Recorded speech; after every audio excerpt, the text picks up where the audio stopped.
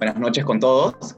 En esta oportunidad, Vincenzo y yo, Draco de la Puente, estaremos entrevistando al ex mandatario de la República, el señor Manuel Merino. Manuel Merino es agrónomo por la Universidad de Piura, ha sido congresista en 3 oportunidades, la primera en 2001, la segunda en 2011 y la tercera en 2020. En 2020, él fue presidente del Consejo de Ministros y él asumió la presidencia a raíz de la vacancia de Martín Vizcarra en el 9 de noviembre. Señor Manuel Merino, ¿cómo se encuentra usted hoy día? ¿Qué tal, Draco? ¿Cómo estás? ¿Qué tal, Vincenzo? Primero, para agradecer la oportunidad de estar aquí en el canal, poder permitirme esta entrevista que nos permite de una u otra manera tener una conversación fluida, que especialmente los jóvenes sepan lo que sucedió el año pasado, en el mes de noviembre, que creo que eso es sumamente importante. Y naturalmente también convocar a los jóvenes, porque creo que el día de hoy la política necesita de una renovación y es la juventud la que tiene que entrar a renovar. Hay una debilidad institucional en los partidos políticos que quizás es consecuencia de todos estos hechos que hemos vivido el año pasado, el mes de noviembre, y los hechos que estamos viviendo el día de hoy con el nuevo presidente, con el señor Castillo, que creo que son una debilitación de la política peruana, de los instrumentos democráticos, y creo que ahí tenemos que apuntar los partidos políticos. Hay que fortalecerla, y eso mucho depende de la juventud, que ha tenido mucha inquietud, pero también mucho desánimo por los hechos que han acontecido, y donde lamentablemente el desánimo de los jóvenes es peligroso para la vida democrática del país. Totalmente de acuerdo. Bueno, mi pregunta, acá su servidor va a hacer la primera pregunta, y tengo esa idea hace bastante tiempo, la verdad. Ya ha pasado un año, un año y unos días, sobre la marcha que hubo en noviembre del año pasado, y ahorita estamos en una situación que parece peor, pues, políticamente hablando, que la pandemia, con las cuarentenas obligatorias, con la clase de Martín Vizcarra, entre otras muchas cosas. A su juicio personal, ¿usted cree que si no hubiera pasado las marchas y no se hubiera ejercido ese derecho a organizarse y a ir a marchar en contra de lo que para ellos era un gobierno ilegítimo, la actualidad del Perú estaríamos con una política más estable, con un gobierno más legítimo, o las cosas no hubieran variado mucho si es que usted no hubiera renunciado a la presidencia? Definitivamente yo estoy convencido de que si nosotros hubiésemos culminado nuestro mandato presidencial en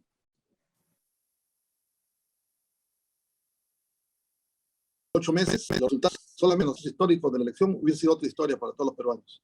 Quizás hubiesen sido otras perspectivas porque hubiésemos hecho las correcciones que no hizo el señor Sagasti, que lo que hizo fue continuar con los errores cometidos por el señor Vizcarra en una repartija del Estado peruano hacia los intereses propios de ellos, porque creo que eso es importante siempre, digamos, hacerlo de conocimiento público, especialmente de los jóvenes, porque los hechos que acontecieron no solo en el mes de noviembre, sino desde el inicio del año 2016 en el gobierno del señor Pedro Pablo Kuczynski, ya mostraban irregularidades por el propio proceso electoral. Y naturalmente eso había que corregirlo. Si nosotros nos hubiésemos quedado en ese gobierno de transición, hubiésemos hecho las correcciones, fundamentalmente en la recuperación de la economía, en poder lograr que se traigan vacunas masivamente para poder llegar al 80% de la inmunidad, digamos, de rebaño, que creo sumamente importante para que se aperture la economía del país, para que los jóvenes no pierdan el trabajo, para que no tengamos los resultados electorales que tuvimos, porque hubo un desánimo en la propia población, especialmente en los jóvenes, hubo una confusión.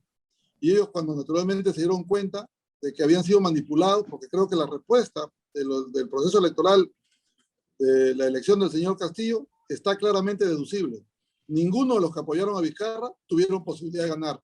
Todos los cuadros que tenía el señor Vizcarra, que eran de su apoyo, perdieron las elecciones. Y ellos se cogen prácticamente del señor Castillo en un encuentro contra la señora Keiko, y al coger del señor Castillo, el día de hoy vemos un gobierno totalmente desubicado, un gobierno que no ha tenido las mejores decisiones de elegir los mejores cuadros de su partido político, no digamos de otro partido político, sino de su propio partido político. Y esa repartija que vemos, donde el principal escorio para ellos ha sido el señor Cerrón, sin importarles el país, porque si a ellos les importara el país, en realidad ellos estuvieran buscando realmente un consenso por un buen gobierno, pero ellos no, están buscando la ubicación de su gente, una repartija de poder que da como consecuencia ver a la señora Vázquez Chuquilín como presidente del Consejo de Ministros, que no es una casualidad, sino fue porque fue parte de ellos en ese golpe de Estado que nos dieron y que lamentablemente aprovecharon la debilidad institucional de los partidos políticos, porque si ellos hubiesen salido a defender lo que constitucionalmente se hubiese hecho, no hubiésemos nosotros renunciado a la presidencia, hubiésemos estado los 8 meses, hubiésemos recuperado, digamos, esa confianza de la población en un buen gobierno de transición, y hoy día tendríamos unos resultados que realmente hubiesen sido para todos el mejor. Señor Merino, y a raíz de esa declaración, de que ustedes hubieran hecho un muy buen gobierno en estos 8 meses, un buen gobierno de transición, yo quiero hacerle una pregunta que emita un juicio más o menos cualitativo. Del 1 al 20, ¿cómo califica usted el gobierno de Francisco Sagasti? ¿Usted lo hubiera hecho mejor? ¿Qué falló en el gobierno de Francisco Sagasti? Mira, yo quizás mal haría en hacer una calificación del 1 al 20. Lo que yo sí te puedo decir, que el gobierno del señor Vizcarra fue un fracaso para todos los peruanos. El gobierno del señor Vizcarra fue prácticamente una traición del señor Vizcarra a todos los que se le cruzaban en el camino. Okay. Y el gobierno del señor Sagasti fue la continuidad del señor Vizcarra. No hubo ninguna enmienda. Si nosotros empezamos a analizar los errores cometidos por el señor Vizcarra, fueron los mismos errores cometidos por el señor Sagasti. En el marco estricto de la pandemia. ¿Cuáles fueron esos errores? ¿Podría especificarlos? Por ejemplo, en el marco de la pandemia. En el marco de la pandemia, el Estado peruano sabía desde el año 2019, desde el mes de octubre del año 2019, que había una pandemia en el mundo y que iba a llegar al Perú. A partir de ese momento, el Estado peruano debió prepararse. Las condiciones económicas que tenía el Perú, tenía condiciones para prepararse. ¿Prepararse cómo? Con camas UCI, con plantas de oxígeno, con centros de salud que estén en las mejores condiciones, que no podíamos hacer infraestructura nueva, al menos que tengamos infraestructura viable de poderse utilizar en un acto, digamos, de la naturaleza que ocurrió en el mes de marzo. Todo eso no se hizo absolutamente nada. Y cuando llegamos a marzo, lo que sucedió en el mes de marzo era que el señor Vizcarra se había acostumbrado, a través de decretos de urgencia, de poder manejar el país. Y no solamente manejar el país, tocar sensiblemente las instituciones básicas, como es el Ministerio Público, el Poder Judicial, el Consejo Nacional de la Magistratura, que esto fue cambiado, pero con intereses propios, porque él sabía que tenía problemas graves de denuncias de actos de corrupción del más alto nivel. Yo tuve la suerte de investigarlo en el año 2001 al año 2006, cuando fui congresista de la República, en el proyecto especial de Moquegua. Y ahí tenía ya responsabilidad penal.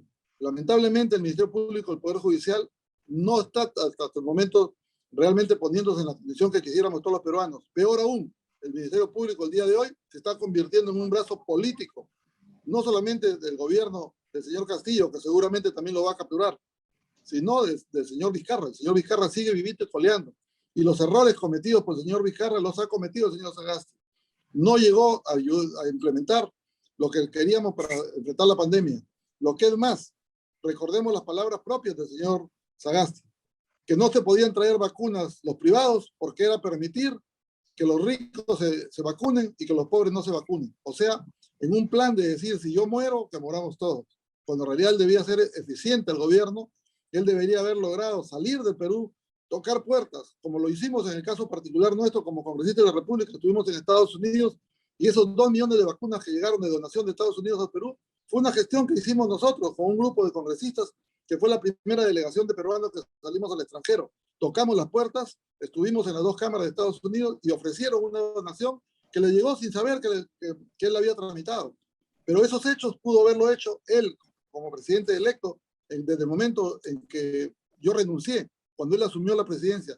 Él no hizo absolutamente nada. Continuaron con la famosa repartija en el Ministerio de Economía y Finanzas, con los medios de comunicación, con las consultorías, con las actividades propias de la naturaleza que han permitido que se pueda secuestrar a los medios de comunicación a nivel nacional y que ellos hayan direccionado de manera errada la comunicación con todos los peruanos, que fue lo que originó la salida de los jóvenes y el haber complotado contra un gobierno constitucional, porque ahí llevaron barras bravas que fueron pagadas tanto de la U, de la Alianza, como también del Cristal.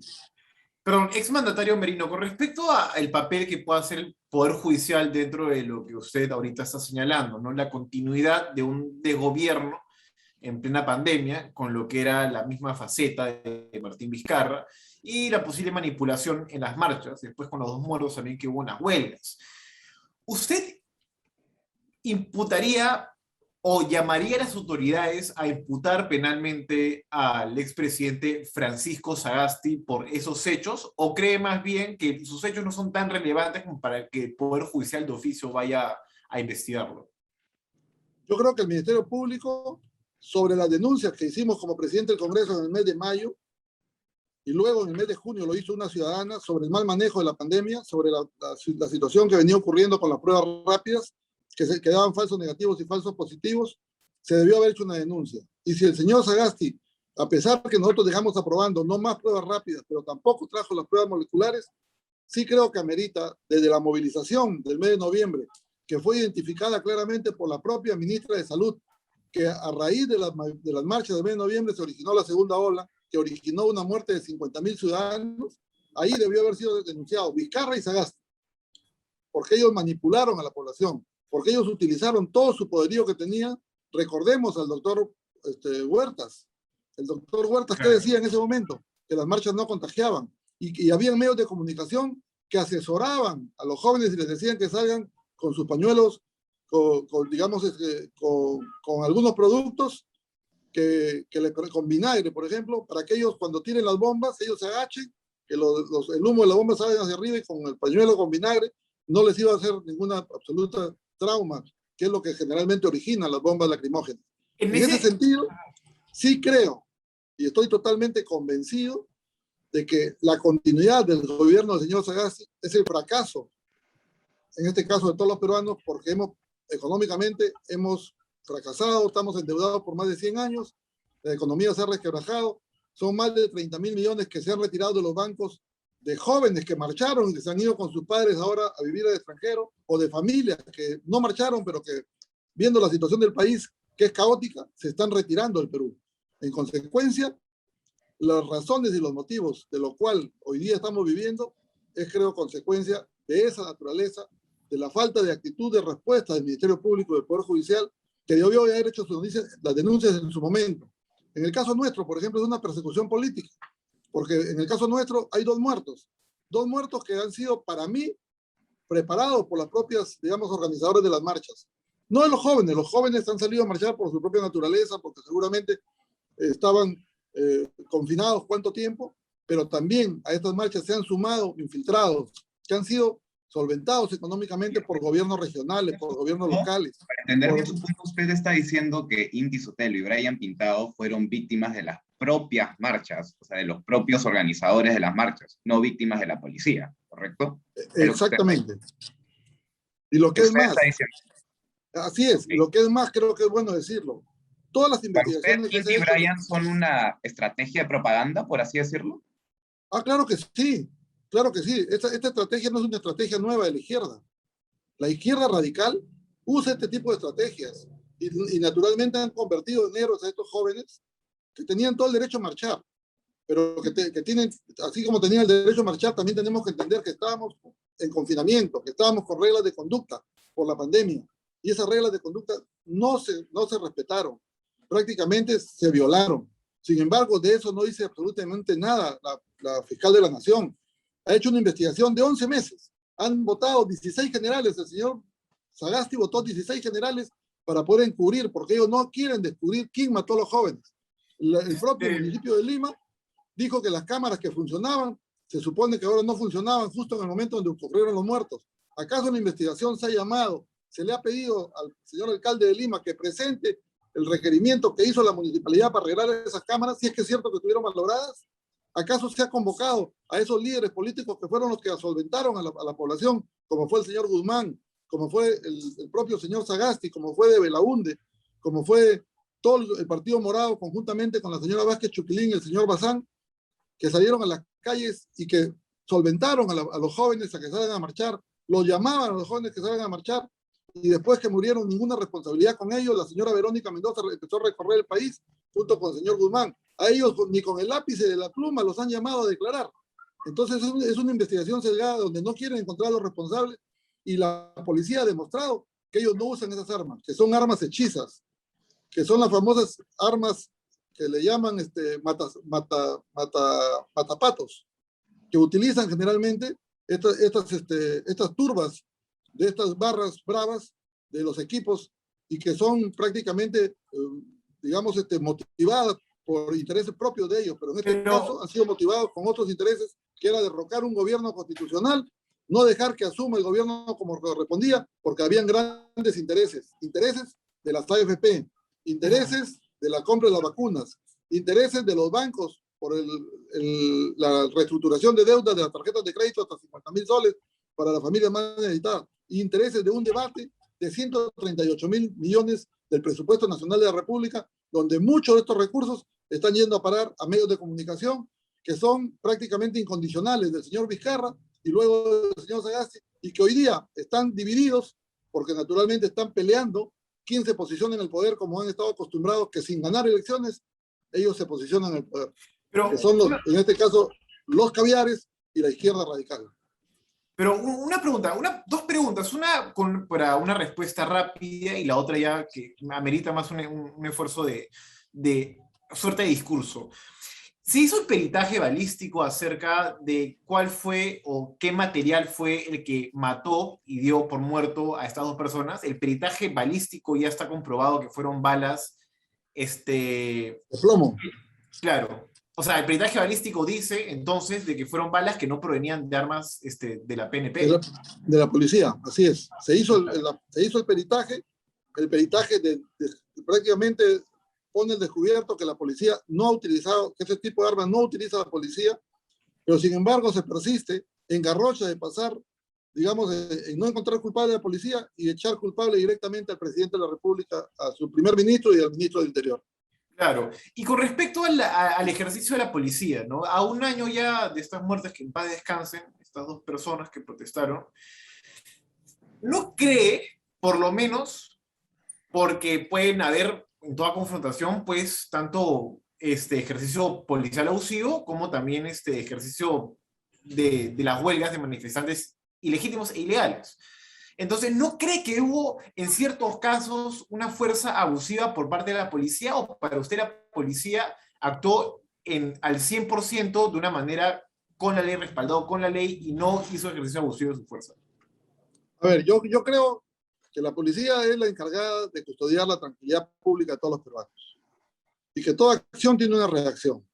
Consecuentemente, si es que ha habido, digamos, agresión de parte de las marchas de esas personas infiltradas, la policía posiblemente puede haber respondido a esa misma, digamos, acción, que tiene una reacción. Pero eso debió investigarse. Yo creo que ellos tenían identificado qué policías fueron a determinado lugar de la marcha. Debió haberse hecho las pruebas de absorción atómica, debió haberse hecho una investigación profunda y haber sabido quiénes fueron los que se sobrepasaron. Recordemos que hay 80 policías heridos. Recordemos que es cierto que han habido arriba de 60 ciudadanos heridos. También tenemos que recordar que ellos salieron a decir que habían desaparecidos. Si se hubiese hecho una investigación profunda, posiblemente esos desaparecidos habían sido ciudadanos que habían estado cumpliendo alguna función en la huelga o en la manifestación. ¿En qué sentido? En que si ellos salieron contratados a marchar porque tenían nombres con DNI, y no es natural que se tengan nombres con DNI y se hable de desaparecidos, a lo mejor salieron juntos en la marcha y como hubo agresión y hubo violación de propiedad privada, hubo agresión a la policía y hubo recíprocamente también la policía agrediendo a manifestantes, estos personajes, estos posibles 45 iniciales desaparecidos, hayan sido huelguistas que han estado ahí y lo que han hecho es retirarse a su lugar de origen, que pueden haber sido trasladados a Lima para que participen en las marchas, porque hubo una preparación previa al proceso de vacancia. Claro que hubo una preparación previa. Recordemos que este es un proceso que el Congreso tiene fechas estimadas. Una vez que se reúnen las 26 firmas, son hasta 10 días como máximo, que tiene que convocarse para la votación. Una pregunta de sí y no, súper simple. ¿Es usted realmente responsable por las muertes de estas dos personas en la marcha? No, de ninguna manera. Usted no es responsable. No, ni tampoco puede ser tampoco puede ser el ministro. La policía tiene su propia estructura y cuando hay marcha, la policía prepara un plan. Y en este caso, la policía es la que tiene que tener esa responsabilidad de las acciones que se hagan. Y la policía debe haber actuado estrictamente en el orden que le correspondía. Pero como mandatario, toda la población puede protestar su derecho a marchar. Si es que pasan casualidades, como mandatario, ¿usted no podría asumir parte de la responsabilidad? En teoría, no debería asumir parte de la responsabilidad, porque está Generalmente, bajo políticas de gobierno, ¿correcto? generalmente cuando hay muertos en una situación de una huelga, de un paro, una marcha, quien tiene la responsabilidad política máximo es el ministro del Interior, pero no el presidente de la República. Si No el estos presidente hechos, de la República. O sea, si usted no estos tiene hechos, nada que ver ahí con las muertes de estas dos personas en las marchas. No tiene nada que no, ver. de ninguna Legalmente, manera, pero sí como primer mandatario, perfectamente yo tengo que responder también en el actuar mío en defensa de la Policía Nacional, porque la policía tenemos que defenderla, la policía no podemos debilitarla. Esa acción que ha hecho el señor ministro Guillén en estos últimos días, después de una investigación de haber pasado por dos etapas, tirarse al suelo para una nueva investigación, es una clara evidencia que siguen debilitando a la policía, que no están pero contentos con haber votado 16 generales, sino que ellos quieren echar responsabilidad a como dé lugar. De hecho, que lamentablemente los que miramos la marcha en la naturaleza, cómo se ha desarrollado, hay acciones lamentablemente de agresión de los propios manifestantes, que fueron entonces, infiltrados si seguramente. legalmente usted no es responsable de lo que pasó en las marchas, ¿por qué hay un proceso en su contra? ¿Por qué se está llevando a cabo el proceso hace más de un año? Porque se está utilizando al Ministerio Público como brazo político. Y eso es un error, porque si mañana estos hechos prosperaran, en un supuesto que prosperaran, va a ser nefasto para cualquier otro presidente de la República, para cualquier otro gobernador regional, para cualquier otro alcalde, porque la sola naturaleza en un parque, en un jardín, que la intervención de un serenazgo dé como resultado un muerto, el culpable no es el serenazgo, sino va a ser el alcalde. O que ocurra un hecho de la naturaleza de un terremoto donde mueran 100 o 200 personas, el culpable no va a ser, en este caso, digamos, ese hecho de ese fenómeno que ha ocurrido, sino va a ser el presidente de la República y por ende el ministro de Vivienda, que no previó tener construcciones que realmente reúnan las condiciones que no se caigan y que no originen los muertos que puedan originar un desastre de una naturaleza, digamos, de un terremoto. Correcto. Vincenzo, tu micrófono está apagado. Ah, perdón. No te preocupes. O sea, con la lógica de que no se le puede imputar a usted, dentro de su ejercicio del cargo, la responsabilidad por la muerte de estas dos personas, entonces a Sagasti, por lo tanto, tampoco se le podría imputar la responsabilidad de la muerte de los chicos en el paro agrario, ¿no? A ver, si el tema de Manuel Merino prosperara, naturalmente tendrían que haber denuncias contra el señor Vizcarra por la muerte de los 13 jóvenes en la discoteca Restobar, que fue un error de la policía. Naturalmente tendría que denunciársele al señor Sagasti por las 10 muertes que hubieron en el paro agrario, porque en el paro agrario no solamente fueron los 3 jóvenes que murieron, recordemos que consecuencia del paro agrario hubieron otros muertos más, hubieron otros accidentes más, que fueron naturaleza propia del paro agrario. Y si fuera de esta forma, lamentablemente se volviera un caos la gobernabilidad del país, porque cada presidente que entre, en cualquier circunstancia que ocurra, como estos ataques a estos campamentos mineros, que mañana hayan 2, 3, 4 muertos, naturalmente el responsable de esos 2, 3, 4 muertos sería el presidente de la República, como esta situación que ha sucedido con este alcalde de Ayacucho, que ha muerto junto con su esposa. En este caso, el responsable tendría que ser el señor Castillo, el presidente de la República. Entonces, yo creo que es inconsistente, pero también es cierto que hay una debilidad institucional y ahí donde tenemos que llamar a la profunda reflexión y a las responsabilidades del Congreso de la República. Porque el solo hecho que su Comisión de Acusaciones Constitucionales deje que proceda esta investigación y a partir de ese momento se convierte en un caos. ¿Por qué? Porque como estos señores están asesorados por IDL, que recibe el dinero de Soros, que también estuvo solventando las marchas, naturalmente lo primero que van a hacer contra Manuel Merino es intervención o sobre sus propiedades por los heridos que hay, van a pedir la no salida del país, la prisión preventiva, que son los estilos que tiene el Ministerio Público, lamentablemente, cuando te quieren hallar a un cabeza de turco. Y eso es sumamente peligroso para la vida democrática del país. Es Mateo Merino, entonces, a lo acontecido a esto y bajo lo que usted narra, ya un año pasando, que las familias de las víctimas todavía van a estar en un pesar, un duelo, tal vez de por vida, ¿qué le diría a la familia de Inti Brian, a sus familiares más cercanos ahora en torno a la búsqueda y al encontrar posiblemente y eventualmente la justicia? ¿Qué palabras les podría decir a ellos? Yo me sumaría con ellos que hay que exigir que se haga justicia, pero que no se dejen direccionar. porque ellos los están direccionando. Recordemos que el señor Sagasti, en aras de saber que tenía responsabilidad, lo que ha hecho es compensar a los dos muertos con 40.000 soles cada uno. O sea, ellos en su remordimiento de conciencia han utilizado digamos, una forma que es ilegal de utilizar plata del Estado para pagar, en este caso, a los pseudos familiares por estos dos muertos. Pero sin embargo no se ha hecho una investigación y yo creo que ellos lo que tienen que pedir una verdadera investigación que permita saber quiénes mataron a estos jóvenes. Y es fácil llegar a ellos, no es difícil.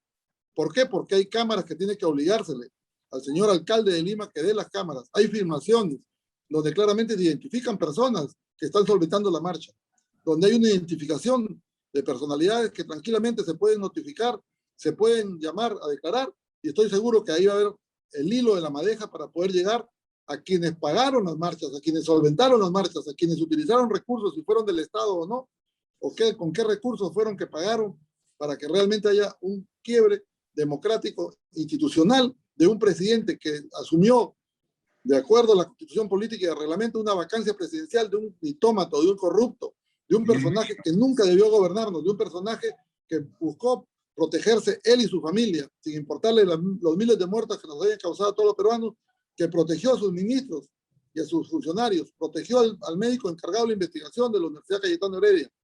Y sin embargo desaparecieron 1.200 vacunas que nunca supimos dónde fueron a parar. Y fue apañado eso entre el gobierno del señor Vizcarra y el gobierno del señor Sagasti. Para no salirnos tanto del tema, yo le quería preguntar, ¿quién lo quería usted afuera del poder?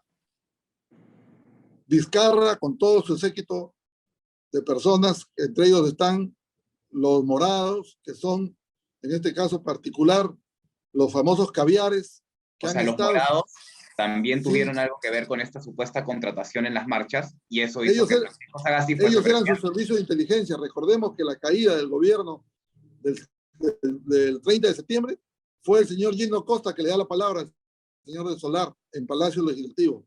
Y recordemos que durante el periodo de transición, los morados estuvieron de una u otra manera como servicio de inteligencia. En toda situación que se presentó difícil, eran los que decían que no le contestes al presidente, quédate callado.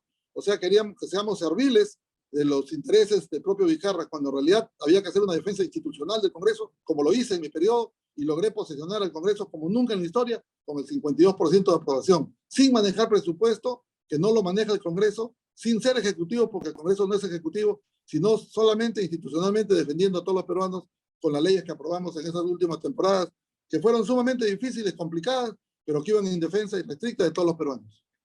Yo quiero preguntarle, ¿por qué cree usted que tantos peruanos, sea parte de la conspiración o no, por qué tantos peruanos fueron a marchar en contra de su gobierno? Porque se empezó a solventar a los jóvenes.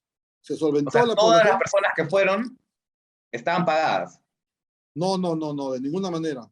Okay. Han habido jóvenes que han ido a marchar naturalmente por la comunicación que ha habido, que ha sido una comunicación prácticamente mentirosa, una comunicación del sistema que ha utilizado siempre los caviares o la izquierda radical o el comunismo, de la mentira. O sea, caviares han pagado a personas para que vayan a marchar. ¿De cuántas personas cree usted que estaríamos hablando? Ellos han convocado a sus seguidores, porque recordemos que el señor Guzmán, en su periodo anterior, tuvo problemas y fue eliminado por parte del jurado. Entonces la secuencia de ellos era que posterior al mandato del señor Vizcarra le tocaba el Partido Morado, pero erraron ellos en pedir primero que el señor Vizcarra retorne después de haber sido vacado. Cuando ellos vieron que no podía retornar, hubo toda una algarabía en el Congreso, y eso creo que hay que recordarlo. Primero, la señora Rocío Santisteban era la propuesta, la mesa que iba a asumir la presidencia. Pero al ver eso, ellos sintieron que podían perder el poder y ambiciosamente decidieron ellos mismos asumir el poder. Primero hicieron su lista solos del Partido Morado y después se dieron cuenta que iban a perder. Y nuevamente se sumaron a la disminución que había habido del Congreso, porque así tenemos que decirlo. Al Congreso lo habían disminuido, al Congreso lo habían arrinconado. Y el Congreso, sus partidos, prácticamente por una debilidad institucional, lo que hicieron fue obedecer a lo que pedían. Eligieron una mesa directiva solamente con 19 congresistas. O sea, ¿usted no cree que todas estas personas marcharon por la inestabilidad que estaba pasando en ese momento? Porque sí, vacan a Vizcarra, se ha probado que, bueno, tenían fundamentos para la vacancia de Vizcarra, pero sin embargo, el país iba a estar en inestabilidad. Entonces, ¿usted no cree que todos estos peruanos fueron a marchar justamente protestando en contra de esta inestabilidad y simplemente fueron el efecto de una ola rebote que hizo una conspiración caviar? ¿Es lo que usted me Bueno, dice? yo lo que diría es que hubieron un montón de situaciones que permitieron sumar. Por ejemplo, el señor Vizcarra, con sus mensajes al mediodía, hablándonos solamente de más contagiados y hablándonos de muertes, tenía aterrorizada a la población. Entonces Okay. ellos, mediáticamente, al decir que era un golpe de Estado, esa población que de una u otra manera estaba aterrada, que había recibido por bonos soberanos más de 8 millones de peruanos en el gobierno del señor Vizcarra, naturalmente fue fácil solventarlo. Recordemos que en los cerros estaba el señor Richard Swing pagando 50 soles. O Y sea, han los habido, bonos pagaron las marchas. movilizaron a la gente diciéndole que, Okay. que no iban a haber más bonos. Y la gente pensando en que iba a entrar un gobierno diferente, que no le iba a dar bonos, es la propia naturaleza de que a veces la juventud no está enterada de todas las cosas que suceden o lo que significa la responsabilidad que tiene un gobierno que asume un periodo de transición. Nosotros escogimos primeramente personas con experiencia porque estábamos conscientemente, digamos, en el hecho de que era un gobierno de transición y que debíamos generar las condiciones suficientes para enfrentar la pandemia y para recuperar la economía y para generar trabajo, que era simplemente un tema de transición. Lo demás lo tenía que hacer el gobierno que entraba. Pero eso no lo pudo entender la población. La población se dejó manejar por los medios de comunicación, por las redes, por los famosos influencers, por los propios, en este caso, empresarios que también apoyaron. O sea, hubo todo un plan estratégico que lo supieron manejar. Y eso permitió, lógicamente, golpearnos. Y al ver nosotros que habían 2 muertos, yo no podía permitir que haya más muertos. Yo soy una persona que defiende la vida. Tengo una familia constituida. Y yo tenía que salir en defensa de la vida. Y para mí, para la tranquilidad del país, habiendo sacado al corrupto, al dictómano, al personaje más diabólico que tenía el país, cualquier otro tenía que ser mejor. Pero yo lamento que el señor Sagasti dio continuidad a lo mismo que había hecho el señor Vizcarra. O sea, a usted no lo sacó la generación del Bicentenario, lo sacó Vizcarra. A mí me sacó todo un complot, toda una conspiración que hubo, que fue una sedición contra un gobierno constitucional. Correcto. Exmandatario Merino, usted entonces, como ha mencionado acá, a los famosos influencers, ¿no? La generación del Bicentenario, ¿quién cree actualmente que tiene más poder en sí? ¿Todo una generación organizada, toda una huelga, o 5 influencers, entre ellos Yossi? ¿Usted conoce a Yossi, por ejemplo? No, bueno, yo lo que sí creo es que se ha debilitado los influencers. Yo sí creo que la juventud también se ha debilitado porque son conscientes y yo estoy caminando en las calles, yo voy a los mercados, voy a los supermercados, voy a los grifos a veces a echar combustible, camino en las calles, voy a los sitios públicos y muchos jóvenes se me acercan, algunos a pedirme disculpas, otros a reconocer que cometieron el error, otros naturalmente a poderse poner a disposición de querer apoyar, que ellos en ese momento no pensaron de que los hechos habían sido manejados de esa naturaleza. Madre de familia en la misma condición. Recordemos que hasta las madres de familia salían a dar su campanazo, sus ollas vacías reclamando contra Manuel Merino. O sea, esa conspiración les funcionó y creo yo que eso muestra que hay una debilidad institucional en los partidos políticos y que esa ahí tenemos que buscar fortalecerla, porque no hemos sabido responder en una actitud que para mí fue valiente de 105 parlamentarios que decidieron vacar a un personaje que nunca debió estar en el gobierno. Última pregunta por mi parte. Normalmente es mentira cuando una persona se le pregunta de qué cosa se arrepiente y dice que no se arrepiente de nada en la vida. Eso estadísticamente es casi imposible. Dentro de su periodo corto, ha tenido pues un montón de complicaciones, ¿no? Y de hecho, al parecer las cosas no han salido pues como lo tenían planeado. De hecho, nadie tiene planeado una renuncia si es que asume constitucionalmente un cargo, tanto por mandato popular como por una vacancia constitucional. ¿De qué cosas específicamente se arrepiente dentro de su accionar cuando asumió el poder hasta que se fue? Bueno, me faltó más olfato, diciéndolo de una manera criolla. Yo pensé que estas movilizaciones eran como las movilizaciones que yo he participado con los agricultores por algún reclamo específico que tiene un principio y tiene un fin. Yo pensé que 4, 5, 6 días y 9 días que ya llevaban ellos marchando, eso se iba a desinflar por el propio mensaje que teníamos que dar con los nuevos ministros, donde se tenía que hacer de conocimiento público qué acciones íbamos a realizar, porque esa fue la misión que nosotros encargamos a los ministros que no tuvieron tiempo de actuar, porque recordemos que los ministros asumen función desde el día jueves y los muertos se dan el día sábado. O sea, prácticamente a un día de lo que los ministros estén en sus despachos, viendo qué situación ha ocurrido y donde ellos mismos nos informaban que encontraron sus oficinas y los ministerios vacíos, como lo encontré yo, Palacio de Gobierno y la Presidencia y el Consejo de Ministros, sin funcionarios, sin ministros, sin viceministros, y que de ahí se debió actuar con el propio procurador del Estado. Eso sí creo que yo me arrepiento de no haber ordenado que el procurador inmediatamente inicie acciones de denuncia contra estos funcionarios que abandonaron su puesto. Ahí sí creo que para mí hay un arrepentimiento, porque creo yo que nosotros los peruanos no podemos quedarnos callados. Yo creo que el Ministerio Público debió haber actuado como realmente correspondía actuar, no yendo a hacer pesquisas y a buscar al presidente Manuel Merino en el aeropuerto Jorge Chávez, sino habiendo denunciado a esos asusadores de la marcha en un momento de pandemia. Y de eso nosotros no iniciamos ningún proceso porque salimos muy rápido, fortuitamente, y lamentablemente quien nos sucedió, lo que hizo fue darle continuidad al señor Vizcarra y llevó a los padres de familia, lamentablemente, al Congreso, a quererlos nombrar héroes del Bicentenario, cuando en realidad eran instrumentos que habían utilizado ellos para llegar al poder. Señor Merino, yo tengo dos últimas preguntas por mi parte, para ya culminar esta sesión. La primera es, usted dijo algo que me parece bastante importante resaltar, que es la debilidad en los partidos políticos. ¿Cómo estamos con Acción Popular? Porque internamente, últimamente, no han estado muy bien y eso se vio reflejado en la campaña que hizo el señor Johnny Lescano. Bueno, ahí yo debo reconocer, mi partido tiene serios problemas en estos momentos dirigenciales. Tenemos ¿Hay casi 6 realmente años. líderes en el partido en este momento?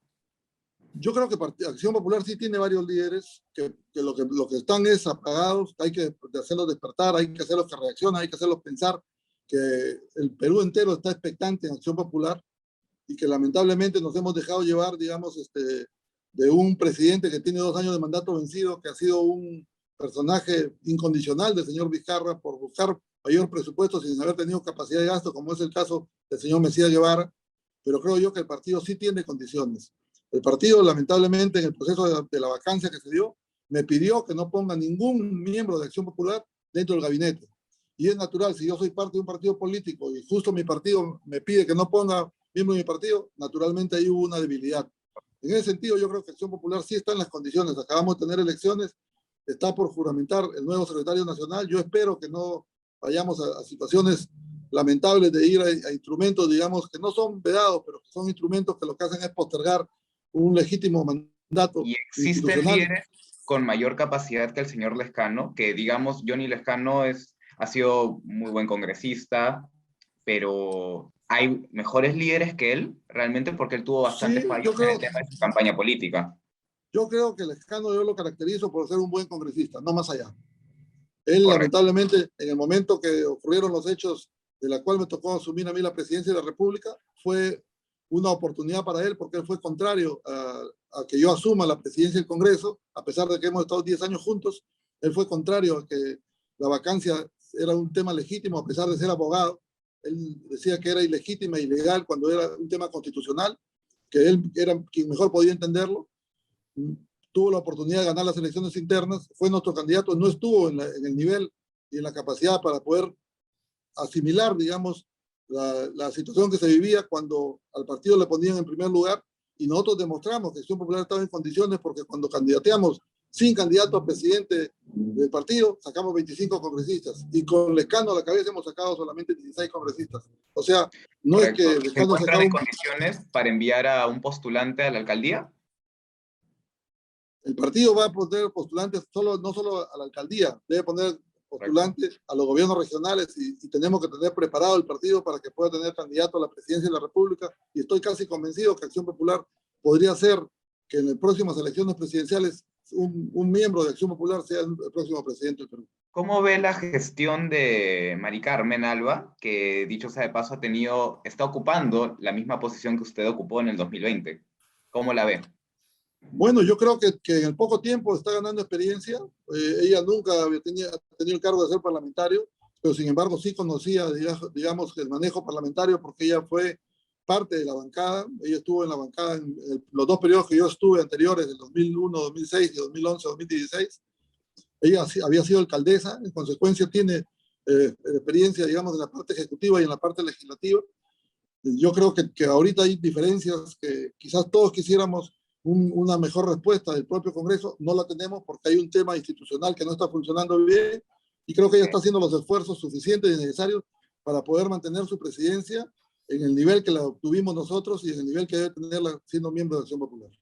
Perfecto. Y ya como para cerrar, y esto es una pregunta más coyuntural y le pido su opinión más sincera, ¿ya hay suficientes pruebas para vacar al presidente Pedro Castillo por incapacidad moral? Hay las pruebas suficientes, creo yo. Lo que no hay son los votos, porque lamentablemente todavía no entienden los parlamentarios de que el Perú hay que defenderlo bajo qué circunstancias. Y en los errores o horrores que está cometiendo el señor Castillo, lamentablemente solo se está buscando que haya un tema, digamos, de vacancia que creo yo no es bueno para el país, pero lamentablemente sus propias determinaciones son los que están originando esta desazón y este descontento. Pero sin embargo, creo yo que no es bueno tampoco salir a gritar vacancias sin tener, digamos, las firmas, porque desde un principio lo más difícil es tener las 26 firmas para una presentación de vacancia. Y luego tener los 87 votos, que creo yo no es bueno para el país, pero lamentablemente el señor Castillo se lo está buscando por sus malas determinaciones que está teniendo y porque los socios que se le están pegando no son los más adecuados para poder gobernar el país. Correcto. Vincenzo, ¿quieres añadir algo más? Bueno, en principio le quiero agradecer, mandatario Merino, por darnos pues, más luces sobre lo que es. Y una última pregunta, ¿cómo va la venta de sus libros que ha sacado como autor sobre el verdadero golpe de Estado? Bueno, en realidad el negocio no es la venta, se lo digo con todo el cariño que me caracteriza, especialmente ustedes que son los jóvenes, sino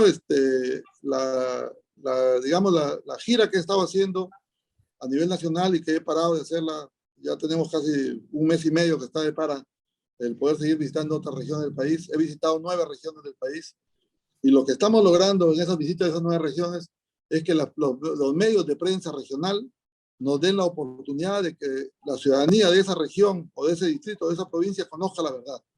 Porque Claro. no nos dan salida a los medios nacionales y creo que es una manera de poder comunicar a la sociedad civil, a la población en general, cuáles fueron los verdaderos hechos que ocurrieron. Hemos estado, mira, en Cajamarca, hemos estado en el Cusco, hemos estado en Trujillo, hemos estado en Chiclayo, hemos estado en Piura, en Tumbes, hemos estado en el norte chico de Lima, hemos estado en Nazca, y en cada uno de los sitios que he estado, los días que me he mantenido, hemos recorrido, digamos, las plazas de armas y mucha gente se ha acercado a saludarnos. Bueno. Y la prensa regional nos ha cubierto de estos eventos que creo que es sumamente importante.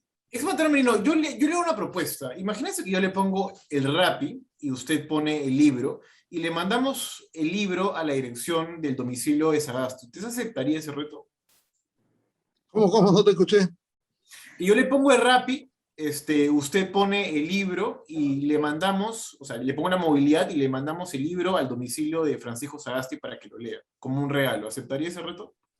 Yo sí lo aceptaría porque yo creo que no es un regalo, porque lo que vamos a hacer es recordar lo que realmente ocurrió y creo que él perfectamente sabe, al menos por la edad que tiene, él sabe bien lo que sucedió en esas épocas y lo que queremos es que él lo recuerde, para que vea que los peruanos no somos tontos. Yo no lo leería porque creo que no tendría mucho que aprender. En la práctica se aprende mucho más, ¿no? Perfecto. Bueno, les agradecemos a todos los que han sintonizado, pero sin antes irnos con la última pregunta que siempre hacemos al final de las sesiones. Señor Merino, no puede votar ni nulo ni blanco. Es una segunda vuelta entre Martín Vizcarra y Pedro Castillo. ¿Por quién vota? No creo que puedan quedar finalistas Vizcarra y Castillo. Para mí sería imposible. Tiene que escoger uno. No, sería bien triste. Una situación de esa naturaleza sería la más triste. Pues no sea tan aburrido, ¿no? Aquí hay que además, ya hemos tenido una situación triste en la segunda vuelta. Claro. Acá en Perú lo imposible pasa, así que tiene que elegir. Y lamentablemente en nuestro experimento filosófico no existe un no puedo, es imposible, nada. O Pedro Castillo o Martín Vizcarra. Bueno, realmente es una condición entre el cáncer y el SIDA. Te lo digo con toda verdad. ¿A cuál escoge? ¿Al cáncer Martín Vizcarra o al SIDA Pedro Castillo? Bueno, en ese caso tendría que evaluarse los equipos que que tendrían cada uno de ellos para poder tomar la determinación. Ya, el cáncer tiene el equipo, tienen igualdad, no, no tienen equipo, van a ser los dos, así van a entrar sin ministros, Si sin nada. quiere, yo escojo primero. A ver si ustedes se Claro, animan. después yo voy y después ya. Ajá. Yo me gustaría que Yo muy a su pesar escojo a Vizcarra. Yo escojo a Castillo. Desempate. Desempate bueno, usted. ese es el suicidio, por eso estamos así como estamos el día de hoy. La Pero confusión ¿quién de lo que no escoge? sabemos, de lo que no Exmandatario. sabemos cómo hacer y escogemos cualquiera de los dos y los dos son los males que lamentablemente los únicos sacrificados somos todos los peruanos. Bueno, intentamos ahí tratar de ver cuál es la respuesta, ¿no? Pero ha respondido como un político, Manuel Merino. Exactamente. Muchas gracias a todos los que nos han visto. Esta fue la entrevista con el señor Manuel Merino, exmandatario de la República del país. Muchas gracias. Un abrazo.